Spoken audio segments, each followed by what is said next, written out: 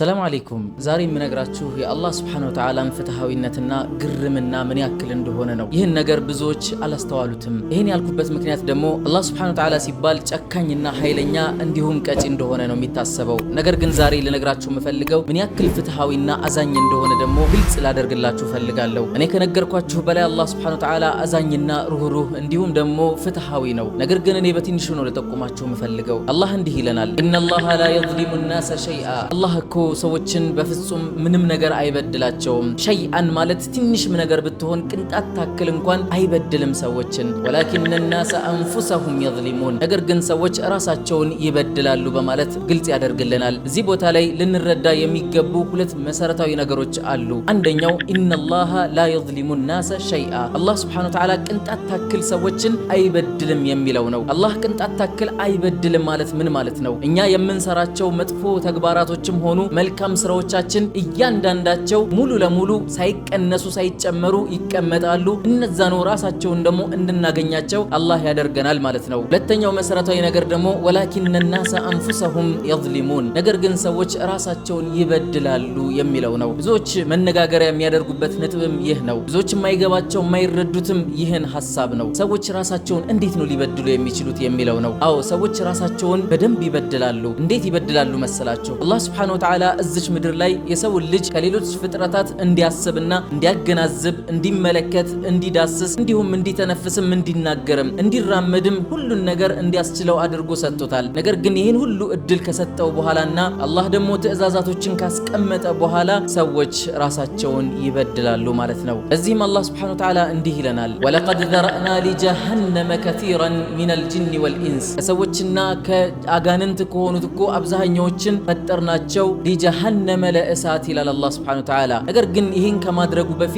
ሰዎች ወደ እሳት የሚያስገባቸውን ነገርና ወደ ጀነት የሚያስገባቸውን ነገር ግልጽ አድርጎታል። እንዲሁም እንዲረዱት ደግሞ ለሁም ቁሉቡን፣ ለነሱ እኮ ልቦና አላቸው፣ ነገር ግን ላ የፍቀሁነ ቢሃ፣ በዛች በልቦናቸው ደግሞ እንዲረዱባት አልሆኑም። ወለሁም አዕዩኑን፣ ለነሱ መመልከቻ አይን አላቸው፣ ላ ዩብሲሩነ ቢሃ፣ በዛች ግን መመልከት አልቻሉም። ወለሁም አዛኑን፣ ለነሱም ጆሮዎች አሏቸው፣ ላ የስመዑነ ቢሃ፣ በዛ በጆሮአቸውም መስማት አልቻሉም እነዛ ሰዎች። ኡላኢከ ከልአንዓም፣ እነሱ እኮ እንደ እንስሳ ናቸው በማለት ምሳሌ ይሰጣል አላህ ሱብሓነሁ ወተዓላ። የሰውንና የጅንን ፍጥረታት እኮ ከሌሎች ለየት ያደረገበት አላህ ሱብሓነሁ ወተዓላ እንድናገናዝብ በማድረጉ ነው። ሌሎች ፍጥረታቶች የማገናዘብ ሁኔታቸው አጭር ሊሆን ይችላል፣ የሰው ልጅ ግን ማገናዘብ ይችላል። ምናልባት አንዳንድ ሰዎች እሳትና ወርቅን ፊት ለፊታቸው አስቀምጦ ምረጡ ቢባሉ ቀጥታ ወርቅን እንደሚመርጡ ግልጽ ነው። እሳቱን ሂደው አይጨብጡም፣ ምክንያቱም እሳት እንደሚበላቸው እንደሚያቃጥላቸው ስለሚያውቁ ማለት ነው። ይህ ነገር ደግሞ የሰው ልጅ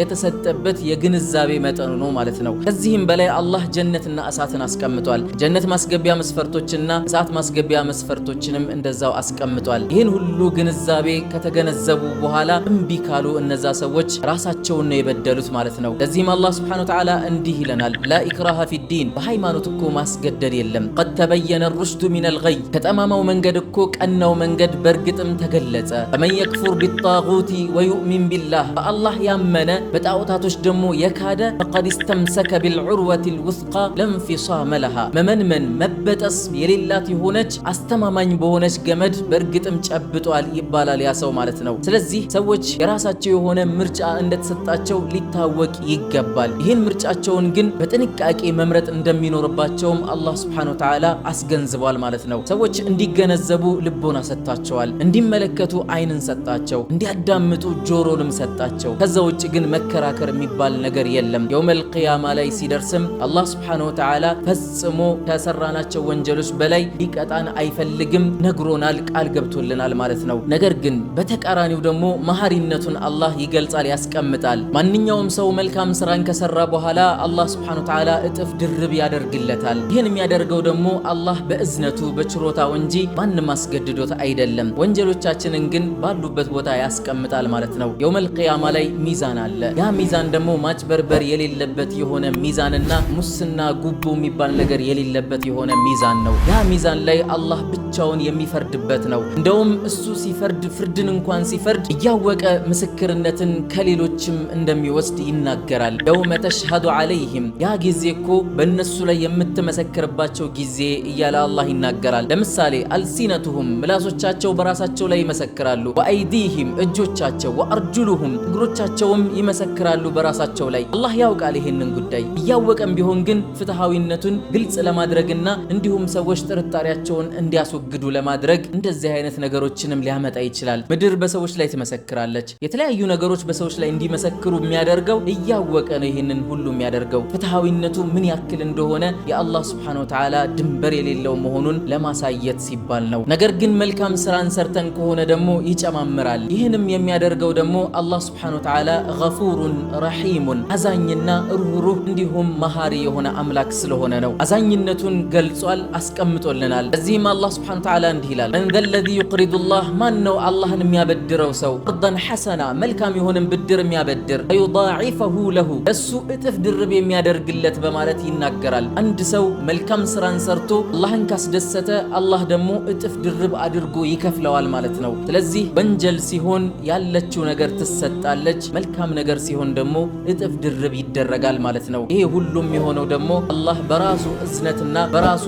ኃይል ፍላጎት እንጂ ማንም ሰው ከጀርባው አስገድዶት እንዳልሆነ ልናውቅ ይገባናል። አላህ ፍትሃዊ ነው። የአላህን ፍትሃዊነት በእኛ ስንፍና ልናበላሸውና ልንደመስስ አይገባም። የዛሬው ምክሬ ነው። ለብዙዎች ሼር እንድታደርጉና እንዲጠቀሙበት ፈልጋለሁ። ሰላሙ አለይኩም ወራህመቱላሂ ወበረካቱሁ።